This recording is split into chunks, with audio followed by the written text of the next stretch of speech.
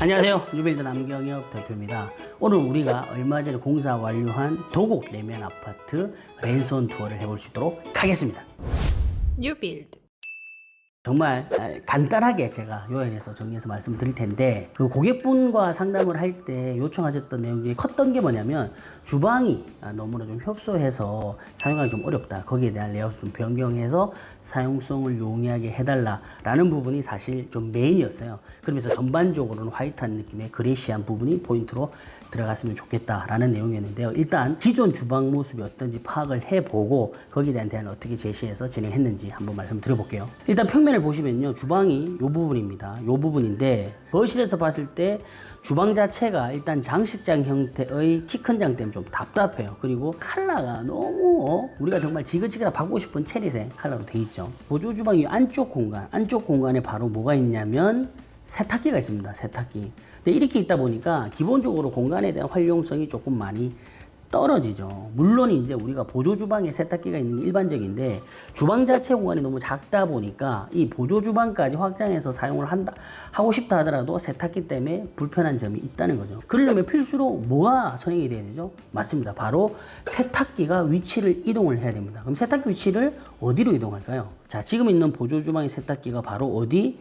맞습니다. 안방에 비확장 발코니 쪽으로 위치를 이동하면 됩니다. 일단 되느냐 안 되느냐를 떠나서 많은 분들이 꺼려하는 것 중에 하나입니다. 왜 그럴까요? 일단은 안방에는 잠을 자는 공간인데, 그 안방에 세탁기가 비확장 발코니에 설치된다라고 하면 세탁기가 돌아가면서 소음이 밑에 집에 전달이 될 거 아니에요. 그래서 대부분의 건설사에서도 안방 발코니 쪽에 세탁기를 놓고 그 위에 전동 빨래 건조대를 걸어서 빨래와 건조를 같이 할 수 있는 시스템을 할 수 있음에도 불구하고 많은 건설사들이 아직도 그렇게 진행을 안 하는 경우들이 많거든요. 그래서 사실은 어떻게 보면 리모델링 시장에서도 그렇게 진행은 하지는 않습니다. 근데 그럼에도 불구하고 공간이 너무 협소하다라고 하면 진행할 수도 있겠죠. 다만 이때는 두 가지를 검토해야 돼요. 첫 번째, 사용성에 대한 부분이겠죠. 밤낮으로 돌리면 당연히 다른 세대에 소음을 줄 수 있기 때문에 이런 부분들에 대한 걸 유의를 반드시 해야 될 것 같고요.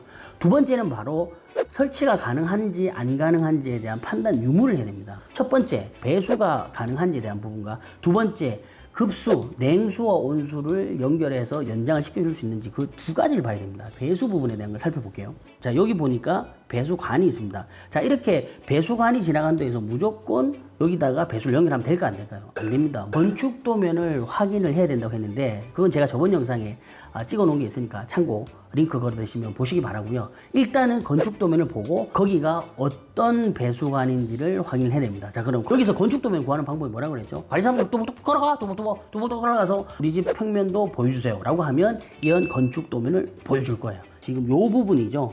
요렇게 빨간색으로 표시된 이 부분이 바로 배수관인데요. 이 배수관을 조금 키워서 볼게요. 자, 글자가 약간 흐릿하긴 하지만 정확하게 나오죠. 100파이짜리 오수 소놈통이라고 되어 있습니다. 이게 우수 소놈통인지 오수 소놈통인지를 확인해야 되는데, 우수 소놈통이면 무조건 안 된다 그랬죠. 그렇죠. 그 오수 소놈통이면 가능하다는 얘기입니다. 근데 그럼에도 불구하고 저는 개인적으로 이 오수 소놈통이라 하더라도 여기에 바로 연결하는 건 좀 비추입니다. 왜 그러냐면 이게 타고 다녀서 1층으로 내려가는데 세탁물 같은 경우는 거품이 많이 나잖아요. 잘못할 경우에는 1층에 여기 1층 발코니 이쪽 부분에 오버플로우 되면서 거품이 나올 수가 있는 문제가 생길 수가 있거든요. 그래서 오수 소놈통인 걸 확인했음에도 불구하고 이쪽보다는 어디 쪽을 활용하는 게 좋다? 근처에 있는 화장실을 이용하는 게 좋습니다. 화장실에 오수 배수관을 이용해서 연장을 해서 연결하는 게 좋다라는 거죠. 자, 그렇다면 우리가 세탁기 위치를 옮기는 까지 해결한다고 하면 뭐가 가능하죠? 맞습니다.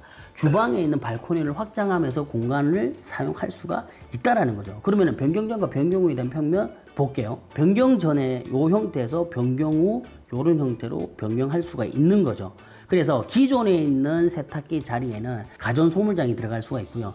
그리고 반대쪽에는 냉장고장을 넣을 수가 있는 겁니다. 아까 우리가 사진에서 봤던 것처럼 변경 전에 그 키 큰 장의 장식장 뒤쪽으로 냉장고장이 설치가 되어 있는데, 사실 이렇게 냉장고장이 설치가 되어 있으면 기존에 있는 장식장을 철거하더라도 냉장고 때문에 답답해 보일 수가 있거든요. 그래서 이 부분에 대한 거를 발코니가 확장한 면 쪽으로 돌린다는 거죠. 그리고 이렇게 평면을 변경했을 때 장점이 또 하나 있어요. 기존 평면 기준이라고 한다면 식탁이 어디다 놓아질까요? 현관 쪽에 들어오면서 이쪽 벽 있죠. 침실 1쪽에 식탁이 붙어서 보이는데 문을 열고 들어오자마자 바로 식탁이 보이는 상황이 되는 거죠. 물론 중문을 설치하면 좀 가려지긴 하겠지만 문을 열고 들어왔을 때 식탁이 바로 보이는 것은 썩 좋지는 않다. 발코니 확장을 하게 되면 어떻게 되죠? 뒤집어진 기역자 형태를 일자로 펴게 되면 식탁을 안쪽으로 넣을 수가 있겠죠. 문을 열고 들어오더라도 시선적으로 방해되는 부분이 없어서 훨씬 더 공간을 깔끔하게 사용을 할 수가 있겠죠. 자, 그리고 세탁기는 어떻게 됐을까요? 우측에 안방 쪽에 세탁기 장이 들어갑니다. 자, 여기서 우리가 하나 참고해야 될 거는 뭐냐면 일반적으로 주방 쪽에 보조 주방 쪽에 확장을 하다 보면 배수에 대한 부분들이 걸릴 수가 있어요. 그건 무슨 얘기냐면 자, 지금 보면 사진처럼 배수관이 보이죠. 이거는 뭐냐면 위에 집에서부터 밑에 집으로 나온 관입니다. 이런 게 왜 생길까요? 확장이었다고 하면 어떻게 되죠? 천정에 숨겨져 있어야 되는데 이런 부분들이 천정이 비확장일 때는 없기 때문에 천정이 슬라브 상태에서 도장 마감이 되어 있기 때문에 이렇게 노출이 된다는 거죠. 그럼 바꿔 이야기하면 우리가 확장을 한다라고 했을 때는 천정의 속보보드를 다시 작업을 해야 되잖아요. 근데 이게 배관이 나와 있으면 어떻게 됩니까? 배관을 잘라낼 수가 없어요. 그럼 어떻게? 배관 밑에보다 천정이 내려와야 된다는 얘기예요. 그러면은 단이 떨어지기 때문에 이런 부분들까지도 같이 고려를 해서 결정을 하셔야 된다는 겁니다. 자, 그래서 변경 전과 변경 후 이미지를 비교를 해보면요. 변경 전 이미지 먼저 들어갑니다. 지금 전체적으로 체리색의 아주 낡은 형태의 이 공간, 기역자로 꺾여진 이 구조에서 이렇게 변경이 됩니다.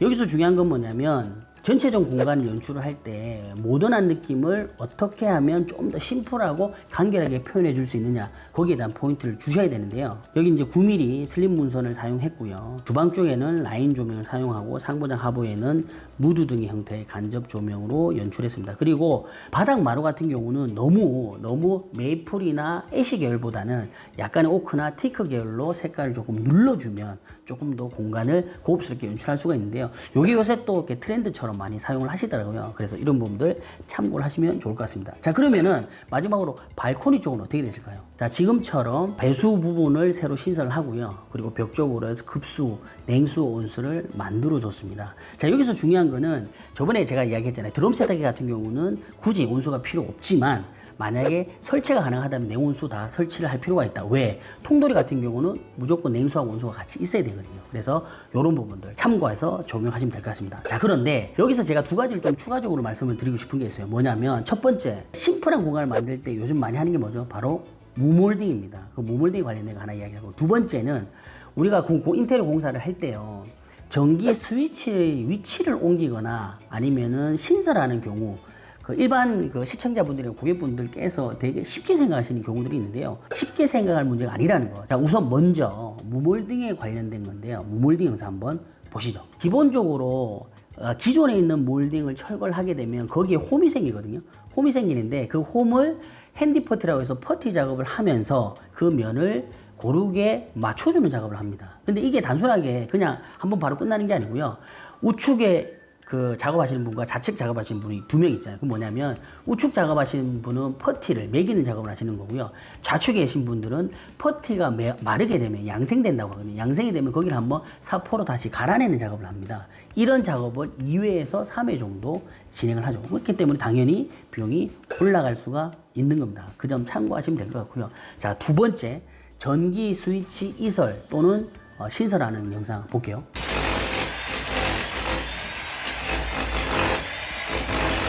소음이 엄청나죠? 맞습니다. 제가 이야기 드리고 싶은 건 뭐냐면 가장 큰 문제가 바로 소음이에요. 위치를 이동하는 것 자체도 뭐 어렵긴 하지만 그보다 더 큰 문제는 소음에 대한 문제거든요. 전기공사의 소리가 가장 크게 많이 나는 것 중에 하나가 바로 이렇게 스위치 콘센트를 이설 작업하는 거예요. 문제가 뭐냐면요, 바로 민원이 발생한다는 거예요. 민원이 발생합니다. 민원이 발생한다는 얘기는 뭐냐면 그 민원이 지속적으로 발생될 때 공사에 끼치는 영향이 크다는 거예요. 계속 관리실 통해서 연락 오거나 찾아와서 공사를 못하게 하면 그게 또 어떻게 보면 엄청난 현장에서는 스트레스로 쌓일 수가 있거든요. 그렇기 때문에 무턱대고 그냥 여기 옮기세요 하기보다는 그 인테리어 회사 또는 그 설계하시는 분들하고 좀 긴밀히 잘 협의해서 웬만큼 살릴 수 있는 거는 살리고 이설하고 신설한 부분에 대한 내용들은 좀 최소화시키는 게 효과적으로 공사를 진행하는데 유리할 수 있다. New build.